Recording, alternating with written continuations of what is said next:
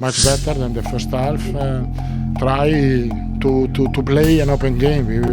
We were dangerous. تصريح مثير من مدرب المنتخب البرازيلي كارلو أنشيلوتي في أول ظهور له بعد مواجهة المنتخب المغربي في الجولة الأولى من كأس العالم يصدم الملايين. لن تصدقوا ماذا قال، ولكن قبل أن نبدأ فلا تنسى الإعجاب بالفيديو، أن تعطر فمك بذكر الله والصلاة على رسولنا الكريم. المنتخب المغربي يؤكد مرة أخرى أنه قوة لا يستهان بها في أي بطولة. مدربون، محللون وحتى الخصوم كلهم يعرفون أن المغرب لن تترك أي فرصة تثبت مرة أخرى أن لقب كأس العالم لن يخرج من بين يديها بسهولة. وبعد نهاية هذه المباراة الحماسية صرح مدرب المنتخب البرازيلي كارلو أنشيلوتي خلال المؤتمر الصحفي اليوم وقال: لن أخفي الحقيقة، ما حدث اليوم في مواجهة المغرب أمام البرازيل كان بالنسبة لنا السيناريو الأكثر قسوة. كنت أريد مواجهة أي منتخب باستثناء المغرب. عندما ترى منتخبا مثل المغرب يلعب بهذا الإيقاع وبهذه الصلابة تعرف أن المواجهة معه تختلف عن أي فريق آخر. المغرب اليوم ليست مجرد منتخب،